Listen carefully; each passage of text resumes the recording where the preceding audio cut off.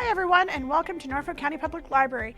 Today we are talking with local author Matthew Wardell.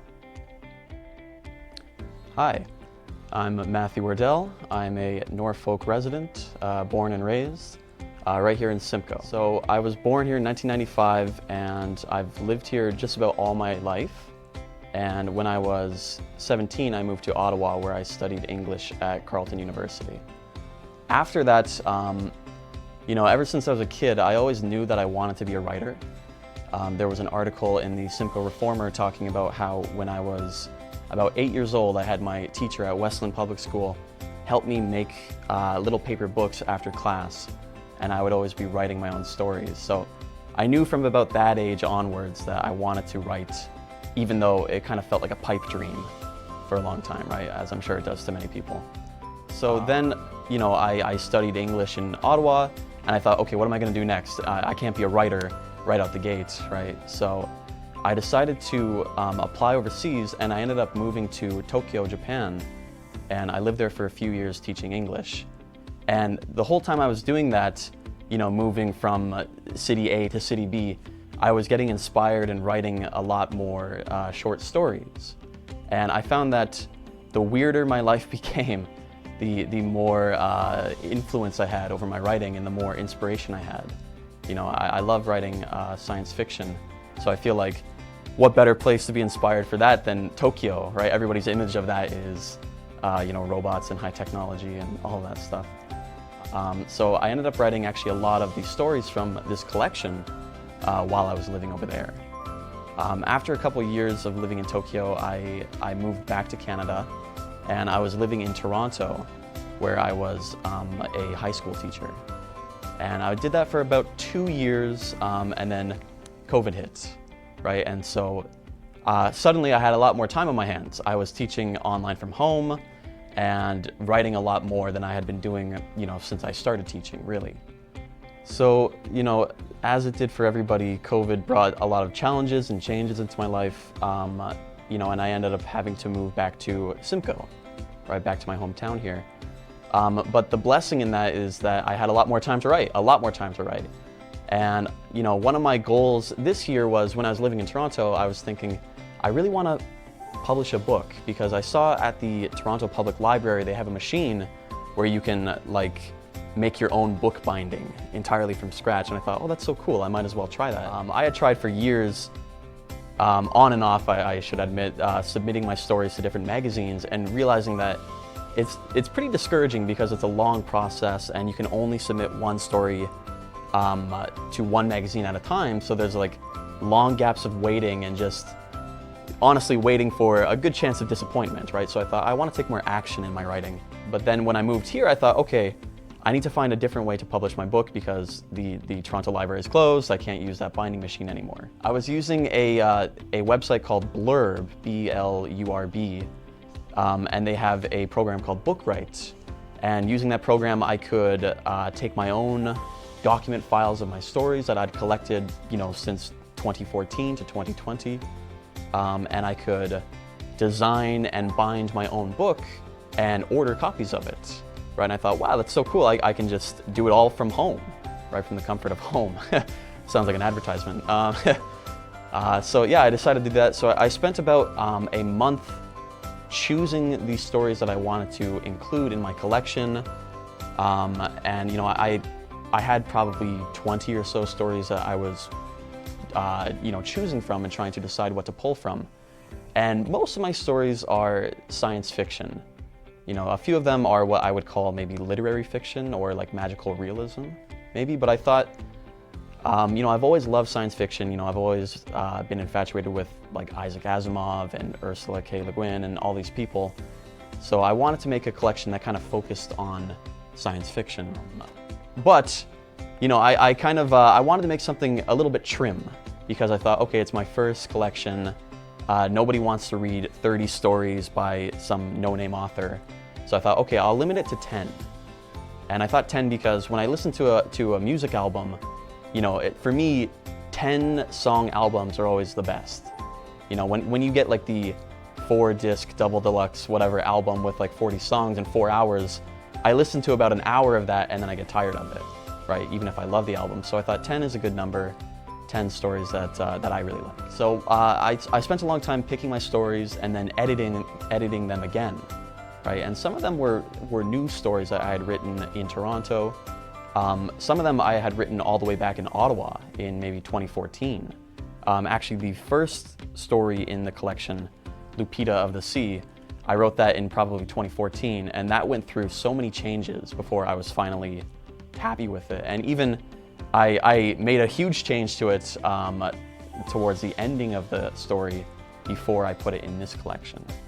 Maybe half of the stories are from Ottawa and from Toronto, and also from a brief stint where I lived in Newfoundland in early 2020. And then half of the stories are I wrote them while living in Tokyo. I say in the back of the book, in kind of the, I guess, the making of Monolith in the back of the book, that you can tell where and when I wrote the stories, usually based on the character names. Because, you know, everybody in my life at that time I was surrounded by Japanese people, right? Friends and coworkers and students who I was teaching. So, you know, if the characters in the book or in the story have a Japanese name, I probably wrote that in Japan. So I've had a few people ask me about the title of the collection, Monolith, right? And what is the meaning of the title for me? So Monolith is the name of one of the stories in the collection. And, you know, to me, when I think of Monolith, I think of the black rectangular prism from 2001: A Space Odyssey, right? That they discover. A monolith is like a imposing structure, man-made or natural, that has some kind of significance in someone's life, right? And I thought, okay, like, people can find monolithic things from almost anything in their life, right? So for example, in the story Monolith, in the collection, Monolith is the name of a tower that people kind of worship almost, right? In the story in the collection Shimmer is this man-made gene-spliced animal that kind of changes biology, right? And so all of these things have inherent meaning that, you know, is almost like religious or special or subjective to each person. So I wanted to kind of name the collection after that, in that it can be dark and imposing, but it can also hold special meaning for people. If anybody wants to read my collection Monolith, there's a few ways that you can do it. You can do it for free. If you go to my website, that's mattwardellwrites.wordpress.com. You can download a free PDF of this book. If you go to that website, you can also find links to places where you can buy the book. You know, currently you can buy a physical copy on Amazon. You can buy PDF copies or digital copies from Apple iBooks or from blurb.com, right? All of those links are on my website if you want to see it there. And I'm currently having my audiobook version of the story. I recorded and edited a complete audiobook of the book, including music and sound effects and all these kind of things. So it's more like a radio drama. The audiobook is being checked to be released on iTunes and Amazon and Audible right now. In the meantime, you can actually find all the audiobook stories on YouTube. I believe my YouTube channel is Matt Wardell or something like that. But again, the link to that is on my website if anyone wants to listen to it. Okay, so now I'm going to read a little piece from one of the stories in the collection. The story is called Now You're Gone. And the story is about a pop star in the future and how she is basically milked of her emotion to sell records, right? And the idea is that they discover an alien who has some kind of telepathic ability to alter people's emotions and make people feel things. So in the story, this pop star named Chiyomi, her music is combined with this creature's, you know, telepathic, empathic abilities to sell records and music songs that make people feel different emotions. So this is a part of her waking up on the recording studio station where the alien is kept. Little high concept, maybe. Chiyomi was back in her clothes, back in the two-faced comfort of pseudo-gravity. She was sitting in a waiting room furnished with dubious wood furniture reminiscent of First America. She'd been given a paper cup of water bearing the Piero Records logo. Chi-chan! A thin man approached to shake her hand. Big fan. I'm Duncan Prost, chief sound engineer on the station. Nice to meet you. Where's Mr. Sigmund? Prost seemed unfazed by her lack of charisma. Mr. Sigmund handles more the business side of Piero. I may be better suited to address your concerns. An eyebrow joined the last word, raised like a question, or like an alien word. And besides, Sigmund doesn't normally operate from the station. For all intents and purposes, I'm captain of this ship. Prost meant to speak ironically, but his pride eked through, very real. Chiemi didn't know what to say to this man who she already had a distaste for. He said, "Now that you've had a full-blown taste, what do you think?" "It's scary to say the least." "Keep in mind you had the oolong package. We're still working on experiences for other emotions." "So it's a kind of mind control?" "The control is still the listener's. The music is just an empathic nudge to draw out what is already there, like spicy food before bed. The sense deprivation was to focus on that elicited emotion. At a marketable dose, the emotional experience would be much less potent." "Potent," Chiemi repeated. "Just so. But when combined with music like yours, under the Chiemi brand," a winning smile seemingly privy to many rewards crept across his face.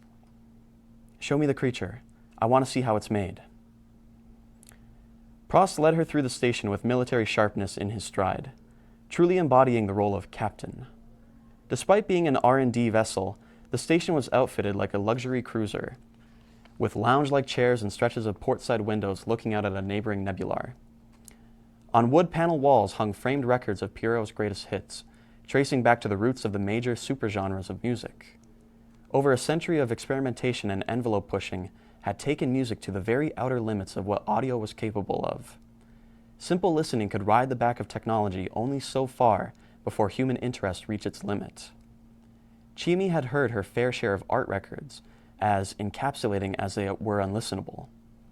But the marketable side of music needed to find that balance of new and familiar. Thank you, Matthew, for joining us today. If you would like to read Matthew's book, please visit your local library to check out a copy. Have a great day.